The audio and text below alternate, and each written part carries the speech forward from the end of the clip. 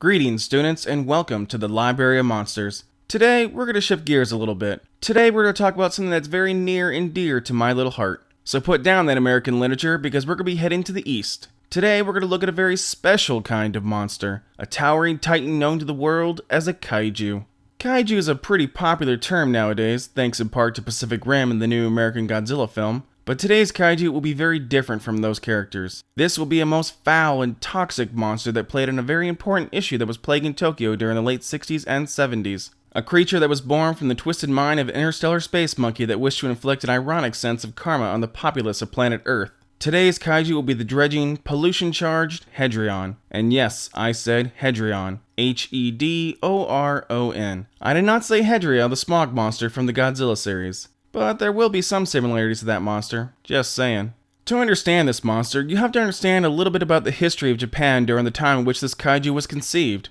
It's 1971 right now. Tokyo is recognized as one of the most pollution-ridden cities in the world. Water and air improvement acts are being written into Parliament as we speak. Industries that had sprung up and tried to fix the war-torn country from World War II are singled out as the cause of destruction to the environment that is happening. Smokestacks that were built to keep local pollution away from the towns are discovered to be one of the leading causes to the smoggy skies and acid rain that blanket the country. Parts of the vast ocean are turned into dead seas because of the careless dumping of waste and garbage. And all of this death, all of this destruction to the planet is brought about because of one single species.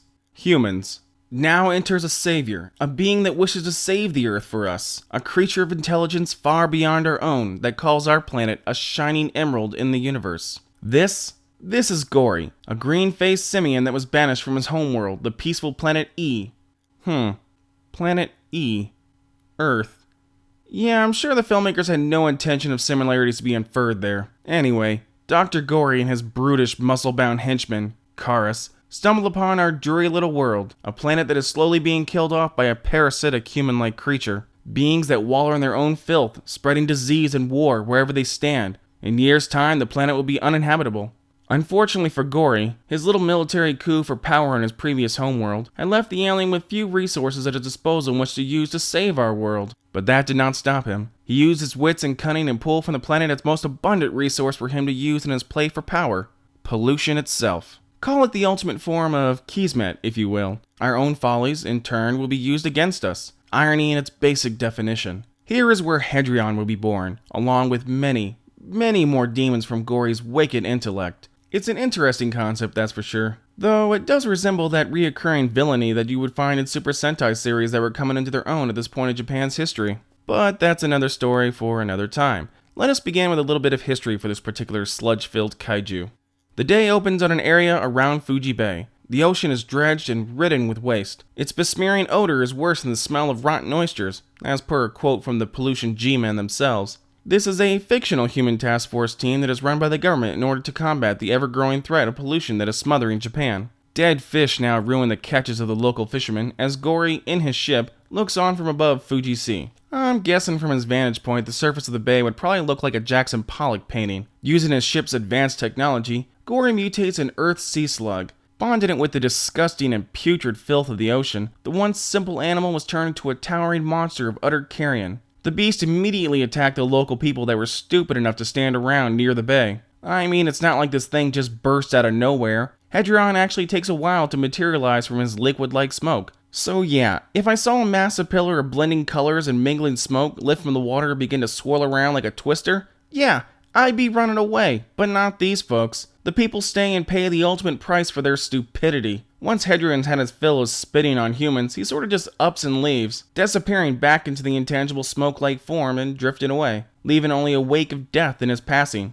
Hedoron is let loose a few more times in the helpless populace of Earth. His next step is an oil refinery with Gory looking down from above. And this makes a lot of sense, honestly. I mean, the monster is a garbage creature that feeds on other forms of waste, though he does prove that he can feed on untainted organic materials as well, such as people. It really is a monster that represents the embodiment of the human sin of gluttony. It devours everything in its path with absolutely no remorse. It appears with little to no warning and strikes with the force of God's touch. As I said, the oil refinery makes sense for Gory to target. It will strengthen his beast and cut off valuable resources to parts of Japan. He might not be able to understand the full extent of the crude combustible material and how it works with Earthlings' machines, but he will be able to figure out how the oil is a source of energy for us. And by taking it away, he can begin to cut off different parts of Japan from the rest of the world. No energy and no power will make for easy pickings, which might explain why he chooses to attack a small village next. It's not what I would call a critical military target, but perhaps Gori was just eager to see his creation engage against the helpless nationals of Japan.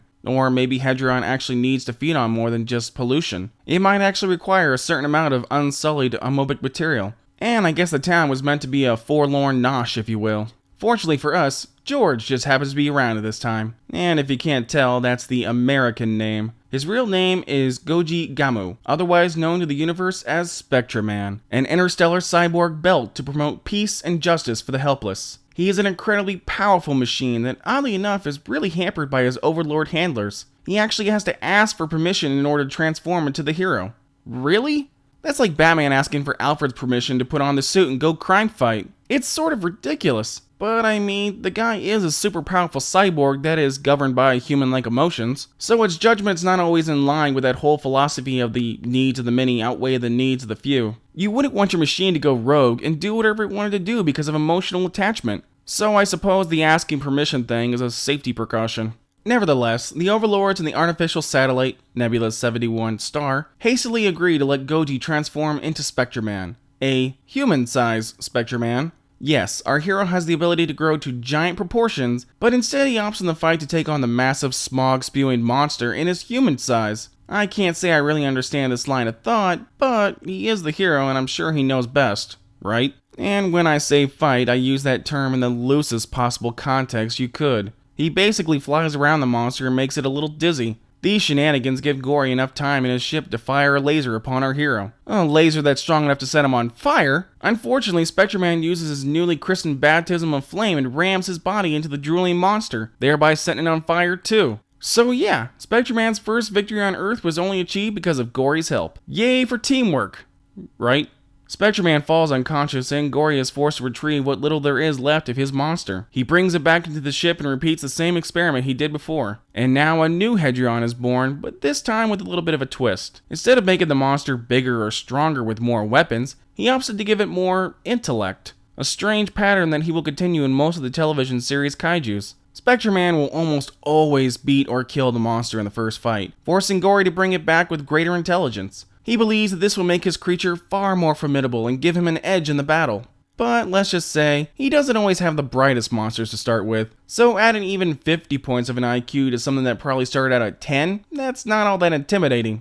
The new Hedoron is next sent into a more populated city this time. It's still small, but at least there's concrete buildings around this time. I gotta admit though, I do like some of the shots that were used to show the monster falling down into the town. Sort of reminds me of Rita from Power Rangers when she threw her scepter down all the time. And speaking of formulaic characters, the fight that happens between Spectreman and Hedoron for round 2 is much like how it was done for round 1. There is a few things different with Hedoron actually trying to fight back, but it's basically another ring around the rosy shtick again. In the end, Spectreman uses his ever so colorful rainbow-like hand beam and disintegrates the monster into a gooey little pile. So, what do we actually get in the end of the day with this character? Well, it is your basic monster of the week type of story with this kaiju's history. It attacks Japan and is defeated by the hero. It's very textbook, but there's a couple of things that make this monster stand out from the norm, and all that boils down to the monster's personality and design. First, let's look at that personality. As I already pointed out, he was a weapon that was created by Gori. He's nothing more than a loaded gun of sort. Gori doesn't actually command every movement of the monster, rather he just teleports him to where he wants him to be. The creature then has free range to fill its insane and voracious appetite. In the end, the monster sorta comes off more like a force of nature. It's forceful, abrupt, powerful, and uncaring. It does what it's supposed to do. It is the living sin of gluttony, and its design echoes that deadly human-like trait. A design that I freaking adore, by the way. He's low to the ground with only 2 front powerful legs. Legs that drag his sack-like body across the ground. A bulbous pouch that holds all the deadly chemicals and gas that the monster attacks with. His flesh is wet and layered with noxious dredge. Its wide span of differing greens and blacks merely echoes that grime-like nightmare. His face is a gaping orifice that is punctuated with 3 fangs. His eyes are ember yellow and never blinking. His crown is adorned with hanging strands of seaweed and 4 twisting tentacles. These tentacles, like Cthulhu, are able to snatch human-like victims and throw them down the beast's yawning maw. They also have the ability to expel a corroding sludge or smog from their tip. and he uses these to great effect. Buildings and humans alike are reduced to nasty little puddles. This creature, Hedoron, is the epitome of lusting hunger. His proclivity of death is more adhered to the textbook definition of evil than one would really imagine. He is a force of nature that will never stop, simply because he can't. He was modeled by Gory's wicked intelligence, a mere slave to his own desire to feed. He is a kaiju of rare power, a monster that can spew toxic gas and putrid liquids from his mouth and his tentacles. A creature that can transform his whole body into a living cloud to move about the land and sea. A weapon that grows bigger and bigger from all the destruction it consumes. Hedoron is beyond a doubt of being just another face in the kaiju crowd. So now that brings us to the best part of the show. It's now time to pass judgment on this monster. Taking into consideration his design and personality and history, I think I've come up with a pretty good appraisal of this creature. Hedoron is going to earn 5.5 stars, which in turn makes him the first monster that we've covered that has been able to overcome that medium average. And I do so wish I can give him a higher rating. I truly do. I completely love this monster's story and his design. It's just so incredibly memorable. But, like all things, he does have some flaws. Now, I know that Godzilla fans are going to be quick to point out that this monster is a ripoff of Hedria, a smog monster from the 1971 Godzilla film, Godzilla vs. Hedria. But allow me to let you in on a little clue here. Godzilla vs. Hedria hit the theaters in July of '71. Spectreman's episode of Hedoron hit the TV screen in January of '71. This kaiju predated the cherished Toho monster by almost 6 months. Just something to think about. What unfortunately kills a higher rating for this monster is the execution of it. He was a fairly sized and very stiff model, though he did have some movable tentacles that wiggled and writhed around thanks to some wire work. He's basically a paperweight though. His legs don't move and neither does his mouth, which gives him more of an impression of being a static gargoyle-like statue than a creeping toxic terror. It doesn't really bother me that much, mainly because they do use a lot of low-angle shots of the monster. They hide his lower half when they drag him across the city models. Regrettably though, there is a lot of far-distance shots of him in battle with Spectreman, and it doesn't help much when he spins around like a top in those fights. It certainly does come off a little cheap. Actually, really cheap. But I don't fault the creators of the show for this. Little known fact, the gold-hued Spartan look of Spectreman was not the first suit that they had designed for him. This thing, which reminds me of a weird version of Space Mario, was actually used in the original pilot of the series. Needless to say, it didn't go over all that well. The creators were forced to go back to the drawing board and give their hero a much-needed makeover. Adding that with having to reshoot that episode, you can see where a lot of the money had probably disappeared to. I believe that Hedoron might have suffered a little bit from this. I mean, he is only one of 2 monsters in the entire series that is not brought to life through man-in-suit techniques. I really can't confirm this conspiracy theory, but it does seem to hold a little bit of weight when you look at the history of the entire television series. So in short, I do appreciate everything that this monster stood for, and the precedent that it set for this show. A weapon that was created through man's ignorance by a mad space chimp that wished to save the Earth. He is very unique in his appearance, and deadly with his gravitas of hunger. 5.5 stars is a pretty incredible score for a monster in this series. It was done rather cheaply at the time. I wish I can give him more though, I really do. But the personality of the beast, even if I've raved about it for a while, is very one-dimensional. It's a stereotypical mindless brute. Kinda like a Hulk villain, I guess. Also, the weighted, stiff bulk of the model really does detract at times. And if you've ever seen the Spectreman manga, you could see how improved he would have been with movable legs. It surely would have given him a bit more dignity. As it is, his score will stay where it is, even if he is my favorite from the series. Oh well. And with that, that brings us here to the end of yet another book. I hope you've enjoyed this episode and maybe learned a thing here and there. If you liked the video, give a thumbs up below, it'll really help. And if you really like it, tell some of your friends. If you agree or disagree with me, that's okay. Feel free to write what you think in the comments down below. Tell me what you would have given the monster for a rating and why. For now, this book is finished and the library is closed. Until next time, have fun, stay safe, and I'll catch you on the flip side.